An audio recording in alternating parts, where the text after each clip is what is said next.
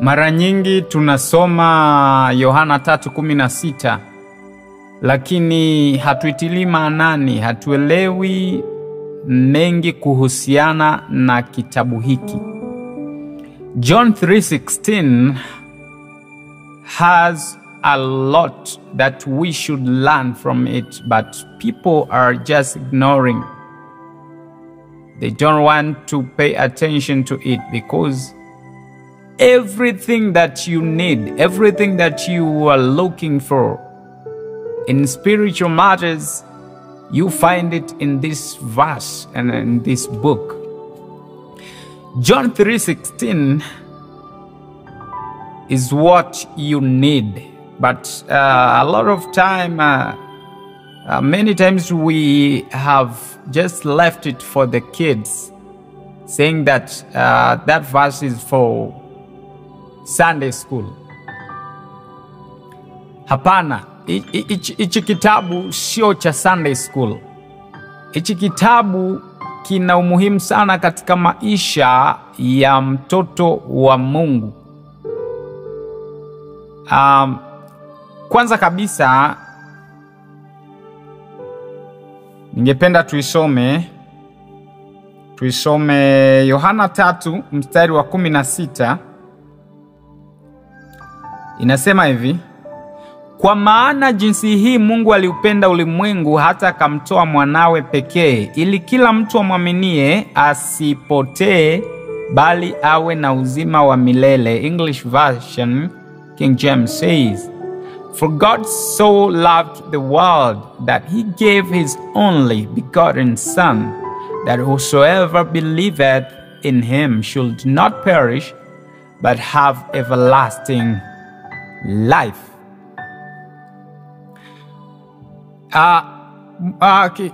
Kifungu hiki kinaanza kabisa na kuonyesha, cha kwanza kabisa katika kifungu hiki kinaonyesha upendo. Underline the word love. Kinataja Mungu, alafu kitu cha kwanza kinachotokana na Mungu pale kinataja upendo. Sasa kwamba Mungu aliupenda ulimwengu, sio kwamba Mungu anaupenda ama Mungu ata. Mungu ali. It talks about the past. God so loved, not he is loving, not he will. He loved the world. Not this. Si kwamba Mungu anasema aliwapenda wa Kristo. Si kwamba Mungu anasema alipenda dini ya Kikristo. Si kwamba Mungu anasema alipenda dini yoyote. Aliupenda ulimwengu. Ulimwengu, tunajua ulimwengu ni kila kitu kilichomo duniani. Ulimwengu ni chochote kile ambacho kina exist katika dunia. Mungu alikipenda. Sasa basi, Mungu anapopenda ulimwengu, sisi tumeanza kucategorize, tumejitenga na kujihesabia haki kwamba sisi wa Kristo ndio Mungu anatupenda. In fact, kuna watu wanajua kabisa Yesu alikufa kwa ajili ya wa Kristo. Kwamba sisi tunajua Yesu alikufa kwa ajili yetu sisi. Na wakati sisi wenyewe hata hatuamini mambo ya resurrection. Hatuamini kabisa mambo ya kufufuka kwa Yesu. Utanielewa kwa nini nasema hatuamini. Mungu anapopenda ulimwengu, anampenda mpaka yule unayemdharau, hata yule unayemuona ni mlevi, hata yule unayemuona ni kahaba, hata yule unayemuona yani yeye haeleweki. Yani wewe kwa macho yako unamuona haeleweki. Mungu alikufa kwa ajili ya huyo. Kuna wengine wanakuwa wanasema, unajua si watu fulani hatuwaelewi, sana sana dini. Unajua dini fulani sisi hatuielewagi. Unajua dini fulani haieleweki. Hapa hakuna mambo ya dini kwenye hiki kifungu. Unajua tunapotoka sana na kushindwa kuelewa kwa sababu hatuelewi hiki kifungu. Hatuelewi sana huu mstari. Lakini kama tungekuwa tunataka kuelewa kilichomo ndani ya huu mstari, Yohana 3:16 imebeba kila kitu ambacho unakihitaji mwana wa Mungu. Mungu ameupenda ulimwengu na kila kitu kilichomo pale ndani. Uwe mnyama, akiwe kitu, uwe mlima, Mungu anapenda. So inataja Mungu cha kwanza, cha pili inataja upendo. So Mungu hajasema hapa kwamba kifungu hiki hakijasema kwamba for God so loved the Christian. For God so loved the world. It doesn't say he loved Christianity. He loved Muslims. He loved maybe religions like Catholics. He loved the Pentecostals. He loved the Anglicans. There is nothing here like religion. God loved the world. You must note that and keep it in your mind that God loved the world. Sasa ujiulize, hiyo ambao unasema kwamba msipende dunia ni nini? Mungu aliupenda ulimwengu wote. So kama wewe unakaa ndani ya Mungu, unafaa kupenda ulimwengu kama baba yako. Ulimwengu nani? Kila mtu.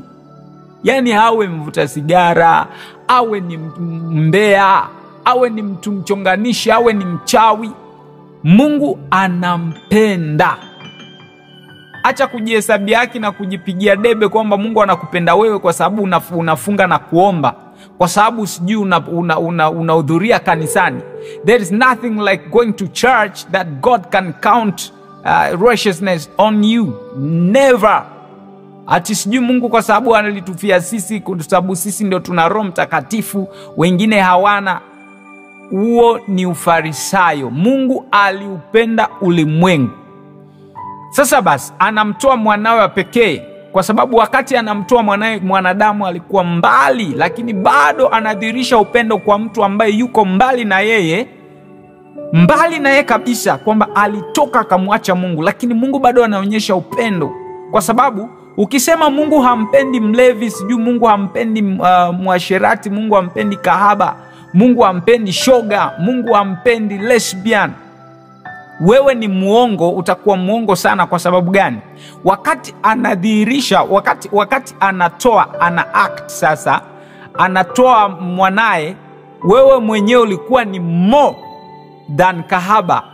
Unaona, wakati Mungu sasa anamtuma Yesu kwa ajili yako, wewe ulikuwa ni zaidi hata ya muhuni, zaidi ya mzinzi, wewe ulikuwa zaidi ya mchawi, lakini angalia Mungu anamtuma kwako.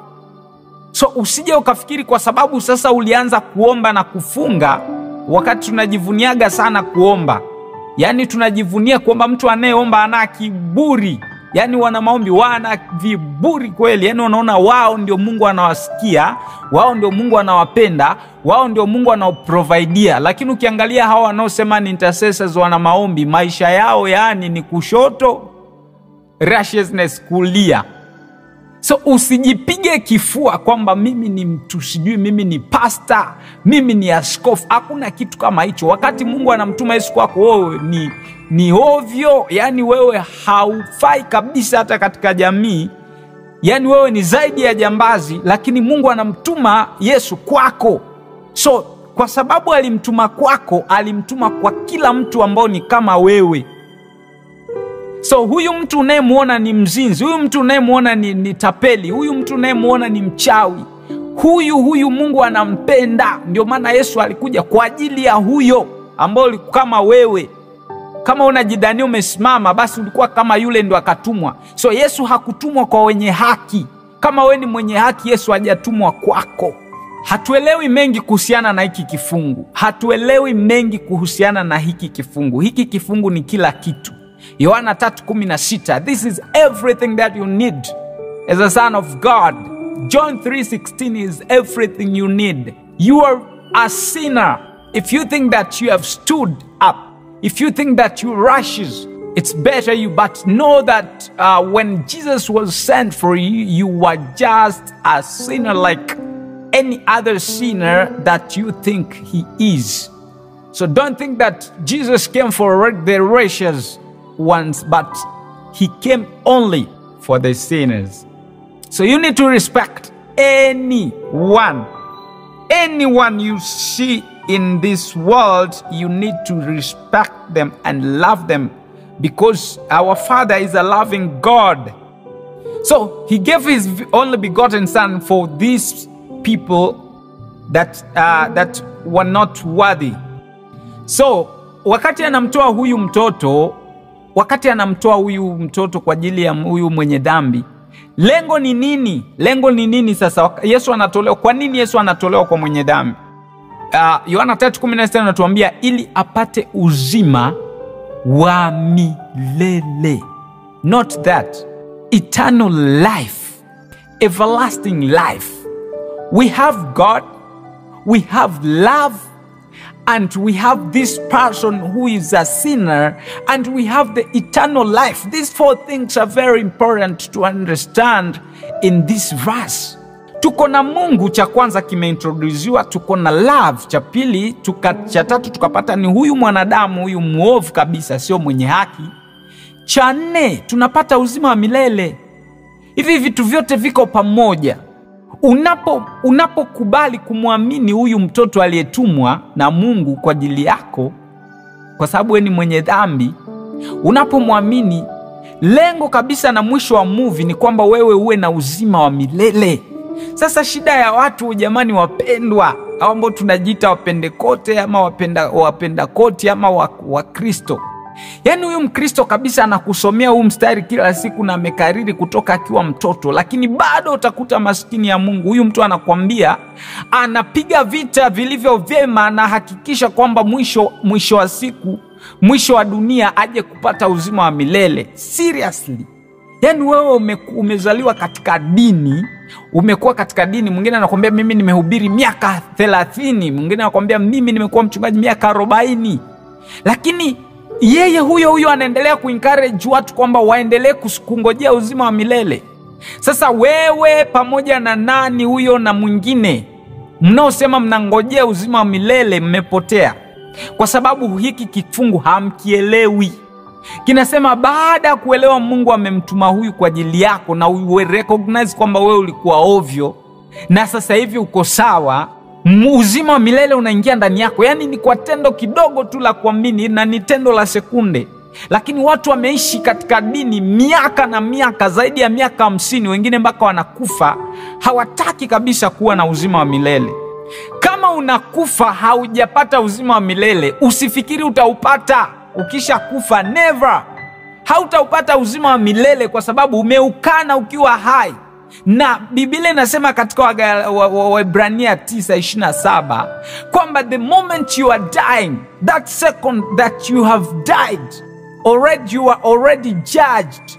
So you will never ever going to have eternal life because you didn't believe when you were alive here.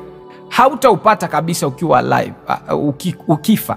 So Wakristo wengi kabisa wanakuambia tupige vita mpendwa, mwisho wa siku tutavalishwa taji, tutapata uzima wa milele. Yaani kama hauna uzima wa milele saa hii, usitarajie kupata tena. Yohana 3:16 anatuambia vizuri, atakayeamini asipotee. Hakuna kupotea kabisa ukiamini, bali upate awe na uzima wa milele. So wewe kitendo cha kuamini, unafaa kuwa na uzima wa milele. Kwa kuamini, sio kwa kuletewa ama kwa kuambiwa ama kwa kupigiwa kelele ama kwa kufunga na kuomba ama kwa kusoma Biblia. Hakuna uzima wa milele unapatikana kwa kufunga mlimani. Hakuna uzima wa milele unapatikana kwa kuomba sana masaa mengi, au kwamba kiwango cha chini kiwe lisali moja. Uongo mtupu, mlidanganywa. Hakuna mahali Yesu aliwaambia waombe nini kiwango cha chini lisali moja. Sijui nyewe mlitoa kwenye kifungu gani. Hakuna uzima wa milele unapatikana kwa kuhudhuria vipindi kanisani wala kwa kuimba. Hakuna uzima wa milele unapatikana kwa kusoma Biblia. Uzima wa milele unapatikana kwa kuamini tu. Kuamini nini? Ufufuo wa Yesu, sio hata kifo, ufufuo. Unakuwa na uzima wa milele. So Mungu alikupenda kutoka mwanzo kabisa, akakutengenezea mpango mzuri. Kutoka katika Eden akampenda Adam, akampatia kila kitu katika dunia anachohitaji, akamtengenezea kila kitu kwa sababu ya kumuonyesha anavyompenda na heshima kubwa ambayo Mungu anamheshimu mtu. akamtengenezea kila kitu, lakini mwanadamu bado akaamua kujaribu kile ambacho alikatazwa.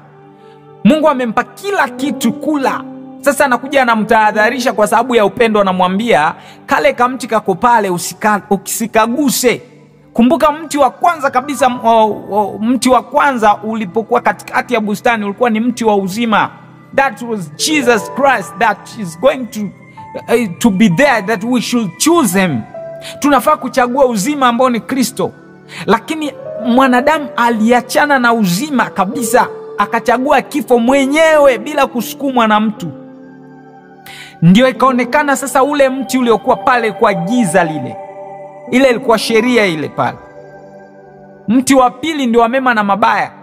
Lakini wanadamu mpaka leo tunajua mti uliokuwa katikati ni wa mema na mabaya. Eva mwenyewe, mke wa Adam, anaona mti wa mema na mabaya tu, kwa sababu wakati Adam anapewa maagizo, huyu Eva akuepo. Alikuwa katika ulimwengu wa nafsi. Mimi naita ulimwengu wa nafsi, sio wa roho wala wa mwili, wa nafsi. Sababu alikuwa nafsi ambayo sio hai. Unajua uhai, sisi uhai tukisema Mungu yuko hai ni kwa sababu ya maisha haya ya mwili. Lakini mbali na maisha ya mwili hakuna cha uhai hapo. Hakuna cha uhai. Yaani mambo ya kiroho tuseme Mungu yu hai. Mungu yu hai kwa sababu yetu, kwa sababu ya maisha haya tunayo account. So alikuwa nafsi. So anakuja kutokea hapa. Kumbuka hakupewa maagizo, lakini anakuja anamwambia shetani, tumeambiwa eti ule mti ule, sio hata ile miti miwili, mmoja wapo ule wa pembeni ndio akasema mti wa katikati, ambao yeye aliuona tu mema na mabaya, hakuona uzima. Mti wa uzima hakuona kabisa. Lakini si unaona, akatoka akajitengenezea mwenyewe laana, akajitengenezea mwenyewe dhambi, ikaingia, akajitenga mbali na Mungu. Lakini bado Mungu anamrudisha huyu aliyekuwa mchafu, amekaidi, amekuwa na kutokutii. Mungu anamrudisha, anakurudisha. Anabuni mpango mzuri, anasema kwa sababu umeshindwa, yani baada ya kuahidi, bado analeta sisi wenyewe tulihitaji torati, sio Mungu alitaka, ni sisi tulitaka torati. Na hiyo torati bado ikatushinda. Sasa Mungu anatengeneza mpango wa kujikamilishia torati mwenyewe na kujiwekea agano mwenyewe, kwa sababu wewe mwenyewe hauwezi, agano la damu. Lakini mpaka leo tumekataa kabisa kuamini. Ndio maana utakuta watu wanasema, ndio maana anasema Wakristo ndio watu wasiomwamini Yesu kabisa. Lakini wanasema sisi ndio Yesu ndio wa kwetu. Kwa nini? Unamwaminije Yesu na wewe bado unafanyiwaga ukombozi? Bado mnafanyaga ibada ya revival? Bado mnakuaga na ibada ya redemption? Bado munatubu kila siku? Yani mmesababisha watu ionekane ninaweza kutenda dhambi muda wote na kutubu. Unaaminije ufufuo na kila siku uko katika toba? Na toba yenyewe hatujui maana yake, kwa sababu toba sio kusema Mungu nisamehe. Toba sio kabisa. Toba ni kugeuka na kubadilika. Yani kama unaenda kushoto unaenda kulia, kama unaenda mashariki unageuka kwenda magharibi. Sasa utakuwa unageuka kila siku na magharibi, unageuka kila siku na magharibi. The meaning of repentance is to change direction, change the way you think. But you guys are changing the way you think daily, every time, every minute. Baka kuna watumishi wanaambia kabisa unafaa kutubu kila wakati. Yeye mwenyewe anaweza kutubu kila wakati? Hawezi. Ndio maana Yesu akamwambia Mafarisayo wamewabebesha watu mizigo yenye hawawezi kuibeba. Wewe hauwezi kutubu kila wakati. Sasa unatubu wakati Yesu amekuja akakuondolea hiyo dhambi, alafu bado ndio unaitubu kila siku kwa sababu unaifanya kila siku.